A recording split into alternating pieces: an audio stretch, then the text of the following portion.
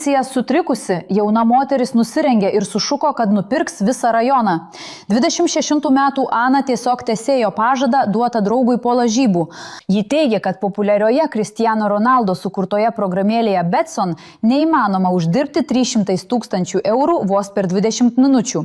Vakar ji buvo tiesiog eilinė padavėja, įsiskolinusi. Pamačiusi Cristiano Ronaldo programėlės skelbimą, ji nusprendė rizikuoti paskutiniais 20 eurų. Po 18 minučių ekrane pasirodė 300 000 eurų suma. Buvau įsitikinęs, kad Betson sukčiai. Todėl juokaudamas pasakiau draugui, kad eisiu per miesto centrą nuogas, jei šiame žaidime laimėsiu 300 000 eurų. Įnešiau tik 20 eurų ir nors jau galvojau, kad niekas neveiks, pamačiau banko pranešimą apie kreditą. Mano smegenys tiesioginė prasme išprotėjo. Nusivilkau uniformą ir išėjau. Man nerūpi bauda. Dabar galiu sumokėti viso miesto baudas. Sukūriau Betson, kad padėčiau žmonėms, kuriems tikrai reikia pagalbos.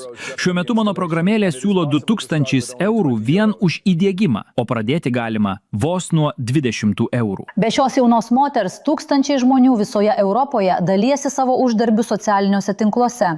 Šiuo metu programėlė siūlo iki 75% tikimybę laimėti. Tiems, kurie užsiregistruos per artimiausias 24 valandas, nuorodą rasite šiame leidinyje.